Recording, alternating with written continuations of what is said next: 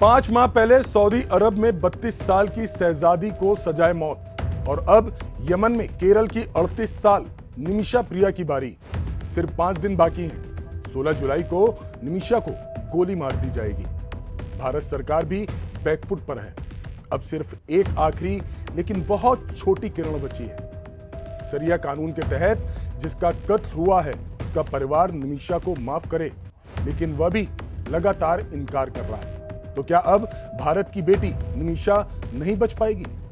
केरल की रहने वाली निमिषा ने एक चर्च की मदद से नर्स की ट्रेनिंग की है। पैसा कमाने के लिए उसने यमन के एक सरकारी अस्पताल में अप्लाई किया और नौकरी मिल गई। साल 2008 में निमिषा केरल से यमन चली गई और नौकरी करने लग गई।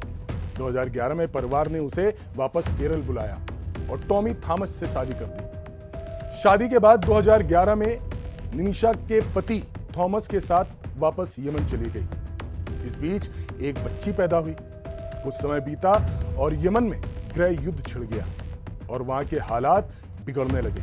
इन हालातों को देखते हुए 2014 में निमिषा ने पति थॉमस को बेटी के साथ वापस केरल भेज दिया। 2015 आते आते यमन के हालात और बिगड़ गए।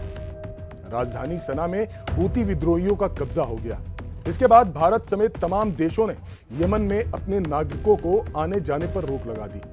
निमिषा वापस भारत आने की स्थिति में नहीं थी, तो उसने नौकरी छोड़कर वहीं अपनी क्लिनिक डालने का फैसला किया। लेकिन एक बाधा यह थी, यमन के कानून के अनुसार यमन का नागरिक ही कोई अस्पताल या क्लिनिक खोल सकता था। इस पर निमिषा ने एक परिचित कारोबारी तलाल अब्दू मेहंदी से बात की तो वह तुरंत तैयार हो गया। निमिषा चाहती थी क्लिनिक में उसका भी मालिकाना हक रहे, लेकिन यह तभी संभव था जब वहां की नागरिक बनती, और यह तभी संभव था जब वहां के किसी नागरिक से शादी करती। मेहंदी ने उसे फर्जी मैरिज सर्टिफिकेट के जरिए नागरिकता हासिल करने का सुझाव दिया। इस तरह निमिषा की मेहंदी से कागजों पर फर्जी शादी हो गई और वह क्लिनिक में पार्टनर बन गई।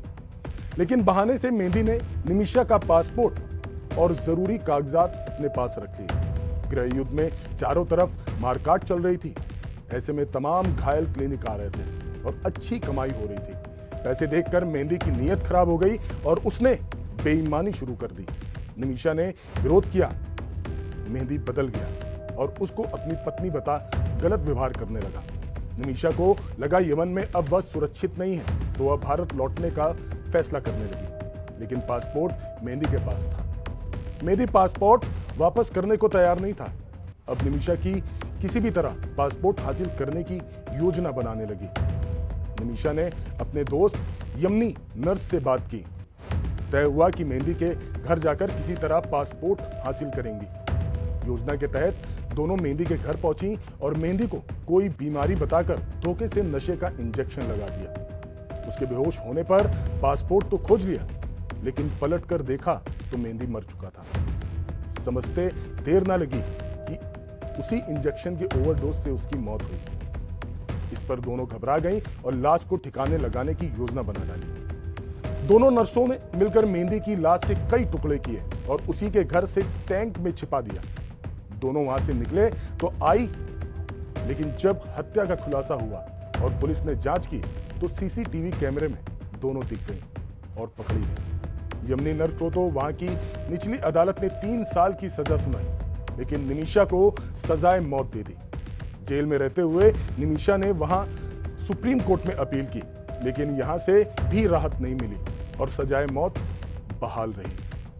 सुप्रीम कोर्ट से सजाए मौत मिलने और सारी कानूनी लड़ाई हारने के बाद निमिषा के पास आखिरी रास्ता था, वह यमन राष्ट्रपति से दया की अपील करे।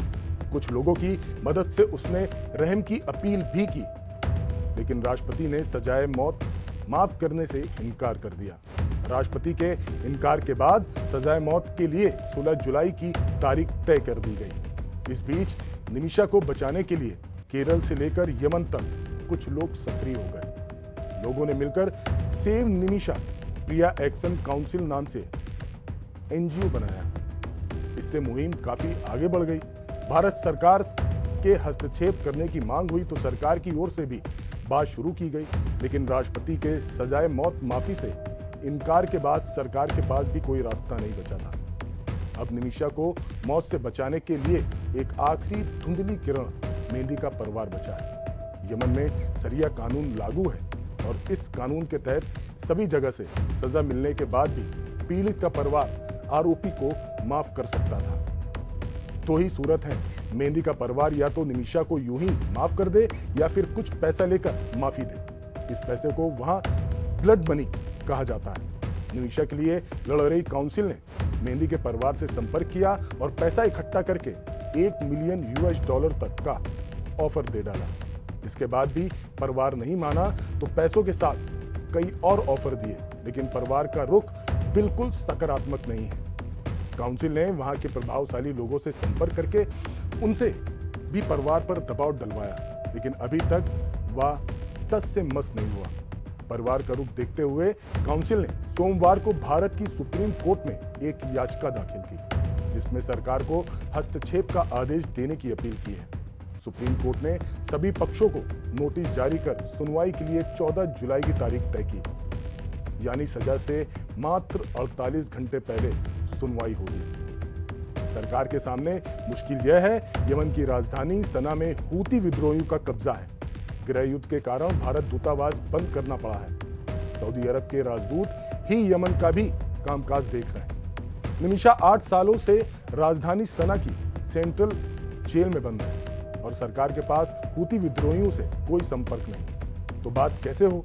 सरकार ने भरोसा तो दिया है, लेकिन कोई रास्ता निकलने की उम्मीद अब दम तोड़ती जा रही है। इसी के साथ निमिषा की जिंदगी के कैलेंडर की आखिरी तारीख तेजी से नजदीक आती जा रही है। निमिषा को कैसे मिलेगी सजा? यमन में बहुत निर्मम तरीके से मौत की सजा दी जाती है। आरोपी को फांसी के बजाय गोली मारी जाती है। जल्लाद एक कंबल में पीठ के बल लिटाता है और पीठ में ठीक उस जगह गोली मारी जाती है जहां उसका दिल होता है। फिलहाल इतना ही। नमस्कार।